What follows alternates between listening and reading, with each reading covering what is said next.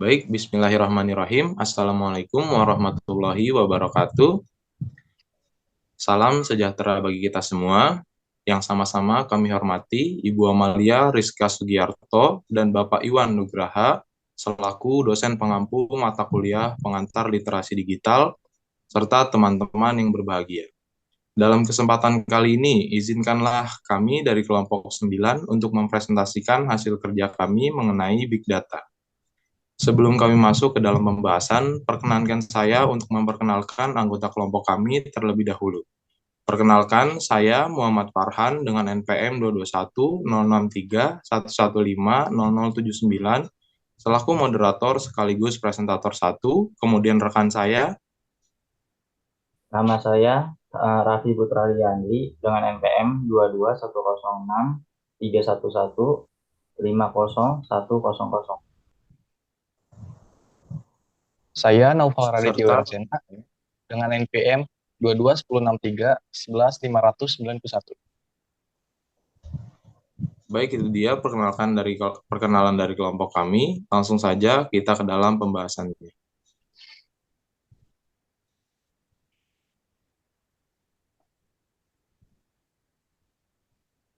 Next, Kang.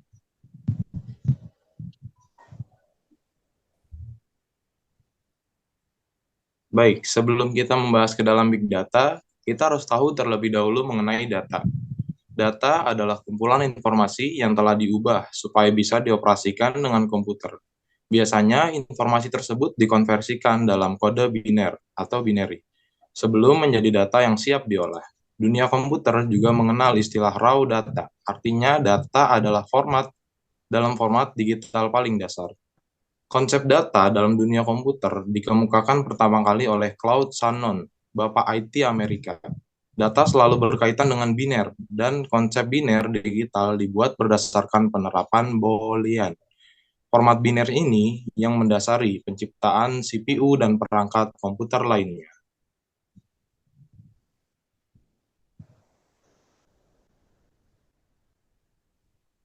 Nah, big data adalah aset informasi bervolume tinggi, kecepatannya tinggi, dan beragam yang menuntut untuk prosesan informasi inovatif yang hemat biaya untuk peningkatan wawasan dan pengambilan keputusan. Big data mengacu pada set data yang kompleks dan besar yang harus diproses dan dianalisis untuk mengungkapkan informasi berharga yang dapat menguntungkan bisnis dan organisasi. Kumpulan data ini sangat banyak sehingga perangkat lunak pengolahan data biasanya tidak dapat mengelolanya. Next, Kang. Nah, sejarah Big Data. Sejarah Big Data dimulai pada tahun 1960-an dan 70-an, ketika dunia data baru saja dimulai dengan pusat data pertama dan pengembangan database relasional. Sekitar tahun 2005, orang mulai menyadari betapa banyak data yang dihasilkan pengguna melalui Facebook, YouTube, dan layanan online lainnya. Hadoop, kerangka kerja open source yang dibuat khusus untuk menyimpan dan menganalisis kumpulan big data, dikembangkan pada tahun yang sama. NoSQL juga semulai mendapatkan popularitas selama ini. Pengembangan kerangka kerja open source seperti Hadoop dan baru-baru ini Spark sangat penting untuk pertumbuhan big data karena mereka membuat big data lebih mudah untuk dikerjakan dan lebih murah untuk disimpan. Pada tahun-tahun sejak itu, volume big data telah meroket. Pengguna masih menghasilkan data dalam jumlah besar, tetapi bukan hanya manusia yang melakukannya. Next, Kang.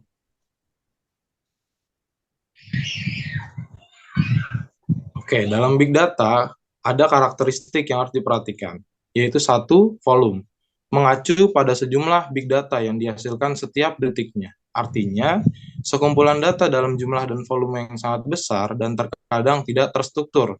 Contohnya, feed Twitter, feed Instagram, dan teks chat yang status WhatsApp. Alur klik user dari halaman web harus data-data tersebut bisa berukuran hingga ribuan terabyte per detiknya. Presentasi selanjutnya akan dilanjutkan oleh rekan saya, Kang Raffi. Terima kasih, Kang Farhan. Akan saya lanjutkan. Nomor 2, velocity. Data dapat diakses dengan kecepatan yang sangat cepat, sehingga dapat langsung digunakan pada detik itu juga, lebih real time.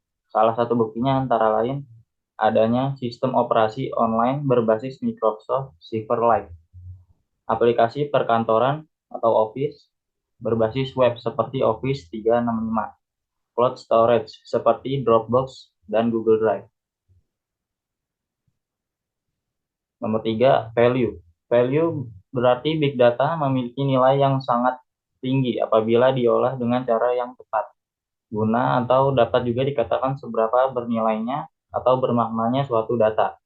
Contohnya, biodata karyawan suatu perusahaan penjualan bahan baku makanan tidak akan bernilai untuk kepentingan analisis prediksi penjualan bahan baku ke customer.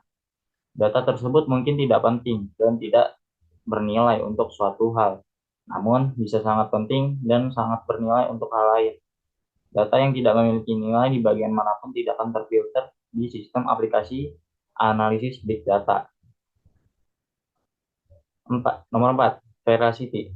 Big data memiliki kerentanan dari sisi kautan dan kevaliditasan sehingga memerlukan kedalaman untuk menganalisis big data agar bisa menghasilkan keputusan yang tepat. Karakter veracity mengarah pada seberapa akurat dan dapat dipercaya suatu data. Variatif. Data bisa disebut sebagai big data jika memiliki karakteristik yang bermacam-macam dan tidak homogen, tetapi memiliki banyak sekali variabel dan sangat beragam, meliputi berbagai jenis data, baik data yang telah terstruktur dalam suatu database maupun data yang tidak terorganisir dalam suatu database. Analisis terhadap data yang tidak terstruktur akan menggunakan algoritma yang agak berbeda, seperti data teks, gambar, suara, dan video. Untuk data-data semacam ini, itu akan memerlukan waktu lebih untuk memprosesnya, karena bisa jadi di dalam data yang tidak terstruktur tersebut masih ada data lain atau data baru yang bisa digali. Terima kasih. Selanjutnya akan dilanjutkan oleh Kang Noval Radi. Noval. Terima kasih Kang Raffi. Akan saya lanjutkan. Jadi contoh penggunaan big data itu ada 3. Yang pertama ada Internet of Things. Internet of Things adalah perangkat yang berkomunikasi secara langsung satu sama lain tanpa keterlibatan manusia. Contohnya seperti perangkat memonitor cuaca. Termostat pintar mengakses informasi itu dan melakukan penyesuaian suhu di rumah kita. Big data dan Internet of Things saling bergantung. Perangkat ini dapat mengambil tindakan sendiri berkat semua data yang tersedia bagi mereka. Semakin banyak perangkat berfungsi dengan cara ini, semakin banyak data yang dihasilkan. Yang kedua ada machine learning. Machine learning mengacu pada kemampuan komputer untuk belajar dari data. Machine learning juga berada di belakang rekomendasi di konten di YouTube. Prediksi ini disebabkan oleh algoritma. Algoritma pencarian Google yaitu algoritma yang menentukan apa yang kita lihat di Facebook Newsfeed. Ini semua merupakan contoh machine learning di tempat kerja. Yang ketiga ada artificial intelligence. Artificial intelligence atau kecerdasan buatan adalah langkah berikutnya setelah machine learning. Di sini tidak hanya komputer belajar dari data, tetapi menggunakan informasi itu untuk membuat keputusan sendiri dan membentuk perilakunya sendiri.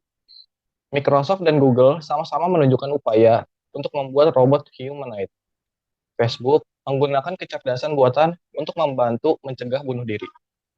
Teknologi ini berkembang pada tingkat di mana ada beberapa contoh di mana pemikiran komputer telah mengungguli manusia. Boleh di next, Kang Raffi. Lalu ada manfaat Big Data. Yang pertama, Big Data dalam layanan kesehatan.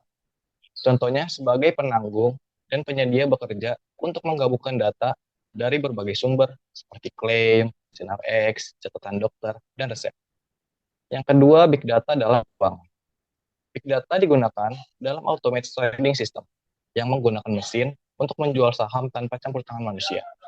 Dan para ilmuwan menggunakan Big Data untuk memprediksi stok mana yang akan berhasil dan kapan jatuh di masa depan yang kemungkinan terjadi.